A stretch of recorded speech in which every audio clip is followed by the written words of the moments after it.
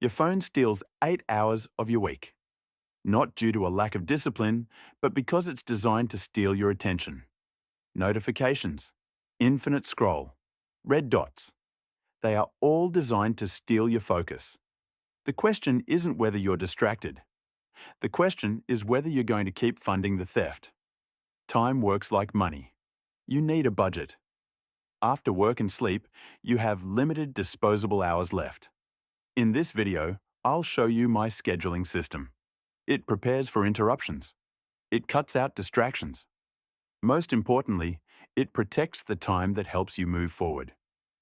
Most people budget their time like they're living in a simulation where nothing ever goes wrong. That's the first mistake. You've built the perfect week before. A color-coded calendar shows every hour to keep things organized and make work easier. Then Tuesday hits and everything falls apart. Most productivity tips view your schedule like a Jenga tower. Stack it perfectly and don't let anything touch it. The problem is, life doesn't respect your tower. A project takes longer than expected. Someone needs your input on something urgent. Your energy dips at 2 in the afternoon. Suddenly, the deep work you planned feels like running through cement.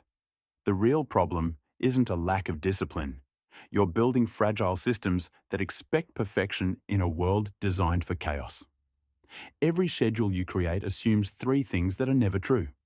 First, that interruptions won't happen. Second, that your energy stays constant throughout the day. Third, that nothing unexpected will demand your attention. Interruptions aren't anomalies. They're the baseline. If your schedule doesn't include buffer time for these overruns, it's not functional. It's fiction. Here's what actually happens. After sleep and work, you have about 6 hours of disposable time each day. How you allocate those 6 hours determines whether you're managing your life or just reacting to it. Most people pack those hours with back-to-back commitments and zero margin for error. You're not planning for success. You're architecting your own failure. When your rigid plan breaks, you don't just lose the interrupted task, you lose momentum. You lose confidence in your ability to execute. You lose the mental bandwidth to recover and adjust. Instead of moving forward, you spend the rest of the day in damage control mode, rearranging tasks that won't happen, feeling behind. You tell yourself, tomorrow will change. Yet you rebuild the same weak structure again. Resilient systems expect failure. They use structural buffers. This is like how engineers add earthquake resistance to a bridge. The bridge doesn't try to prevent earthquakes. It absorbs the shock and keeps standing. Your schedule needs the same architecture. If your calendar doesn't let you ease pressure when tasks take too long, it will lead to burnout. You'll face a crisis by midweek. The difference between people who stay productive in chaos and those who break down isn't willpower. It's something else. It's architecture. One group creates schedules that need perfect conditions to work. The other builds schedules that account for imperfect reality.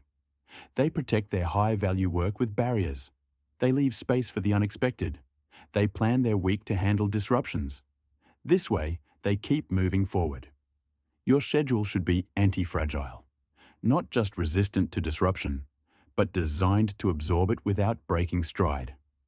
When an interruption hits, you adjust and keep moving instead of watching your entire day crumble.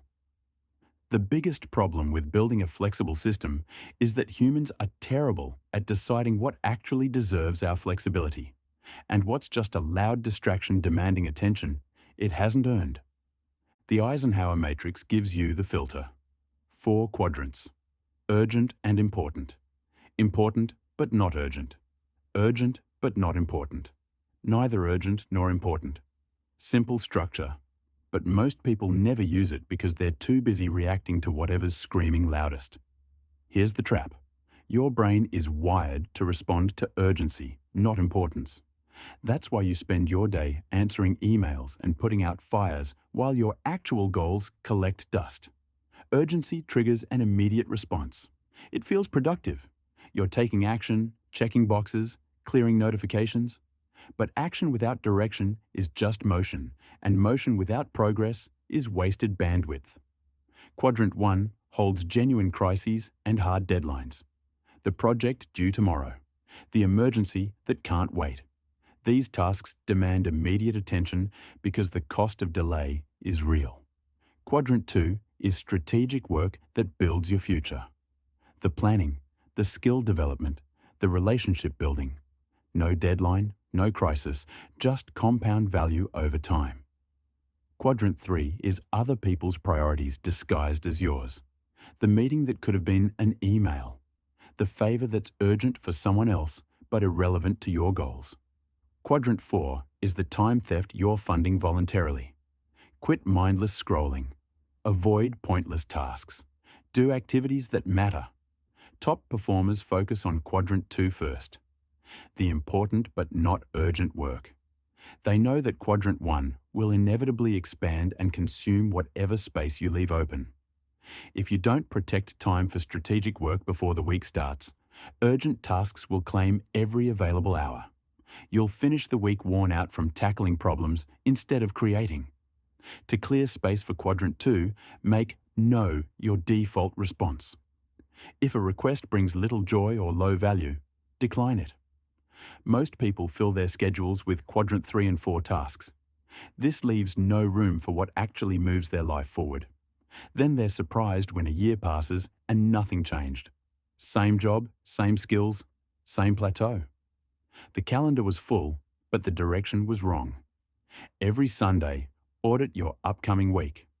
Identify which tasks are genuinely important versus just loud. Protect time for Quadrant 2 before the urgent tasks arrive to claim it. Treat those hours like fixed appointments because they truly are. Strategic work doesn't defend itself. It loses every time unless you build barriers around it. On tough days, when Quadrant 1 crises hit, aim to achieve at least 1 or 2 things.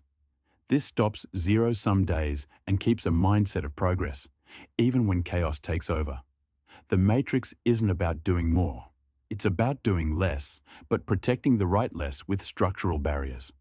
Filter out the noise so you can focus bandwidth on signal. That's the intellectual part, knowing what matters. The blueprints, the checklist that makes a week work, show many that they've been building on sand. Here's the checklist. Not a suggestion, not a framework to interpret.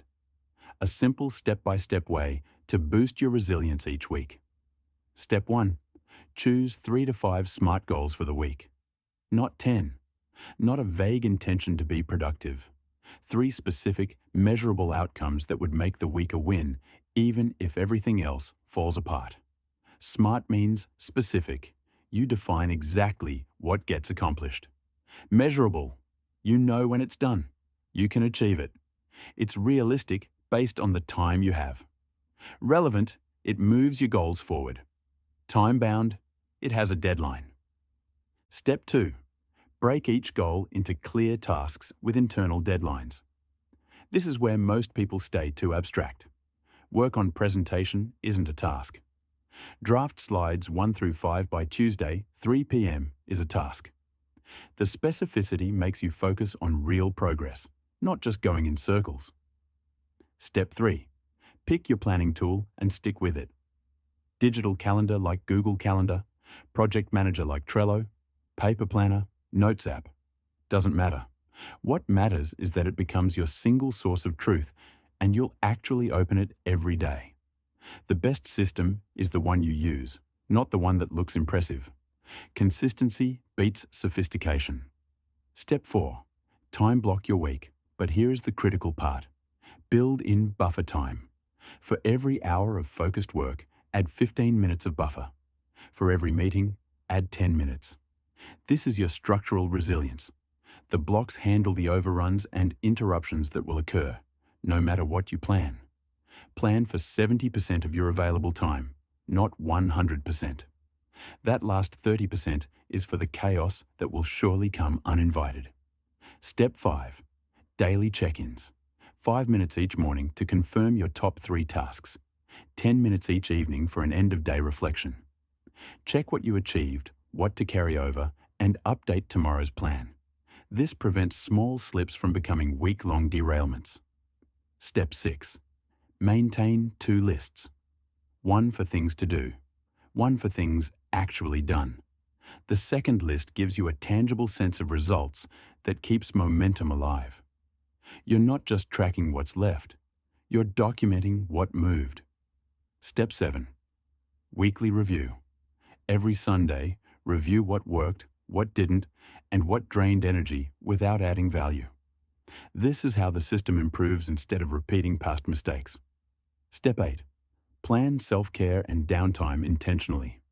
Not as a reward for productivity, but as infrastructure. Your brain needs recovery time the same way your phone needs charging. Skip it, and your bandwidth drops to the point where nothing works. This checklist turns your week from a fragile pile of tasks into a strong system that adapts without breaking. But all this architecture is useless if you're still handing the master keys of your attention to a piece of glass in your pocket. The device in your pocket is either a tool that serves your system or a saboteur that dismantles it. Right now, for most people, it's the latter. Every app on your phone is made by teams of behavioral psychologists. Their job is to keep you using the app as long as possible. They study how your brain responds to notifications, red badges, infinite scroll. They optimize every pixel to capture and hold your attention because their business model depends on it. You're not weak for getting distracted. You're outmatched by experts who excel at what they do. To regain control, focus on digital minimalism. This idea is explained in Cal Newport's book, Digital Minimalism. Use technology on purpose. Focus on tasks that fit your goals. Eliminate or constrain everything else. This isn't about going analog or throwing your phone in a drawer. It's about setting boundaries that work. First tactic, set clear time limits for social media. Not 30 minutes scattered across the day in 2-minute dopamine raids. Budget exactly 10 minutes a week for specific platforms if that's all you need to see what you want or need to see. Maybe 20 minutes total on Sunday evening. Outside that window, the apps are locked or deleted. You decide when you engage, not the algorithm. Second tactic, enable Do Not Disturb during your time-blocked focus periods. This isn't optional when you're doing deep work like writing or high-value project tasks. No exceptions. If it's genuinely urgent, people will find another way to reach you. Spoiler, it's almost never genuinely urgent. Most interruptions can wait for 2 hours without issues. Your brain needs focus to do quality work, and notifications break your attention. Third tactic, remove email from your phone or turn off notifications. Check it during designated times on your computer. Email on your phone trains you to be reactive, which is the opposite of resilient scheduling. You become a responder instead of an executor. Your focus moves from your planned tasks to whatever just hit your inbox. Fourth tactic, build a sleep ritual that restores your bandwidth for the next day. Skincare, diary, 10 minutes of reading, anything that isn't a screen. End the night by preparing your brain to recover, not by feeding it more stimulation. This compounds. Better sleep means better focus. Better focus means better execution. You'll feel anxious at first. It's about withdrawing from constant stimulation. This doesn't mean you're missing something important. The anxiety fades. The reclaimed bandwidth doesn't. After a week, you stop reaching for your phone every 5 minutes. After 2 weeks, you realize how much mental space you gained back. Your phone can serve your system or sabotage it. The choice is whether you're going to use it as a tool or let it use you as a resource to extract attention from. Most people don't choose this on purpose. So their bandwidth often gets taken away. The system you're building only works if you're willing to defend it. In the next video, I'll show you how to build habits and a default day that works even when you're tired. Subscribe so you don't miss it, and tell me in the comments what part of your bandwidth you're taking back first.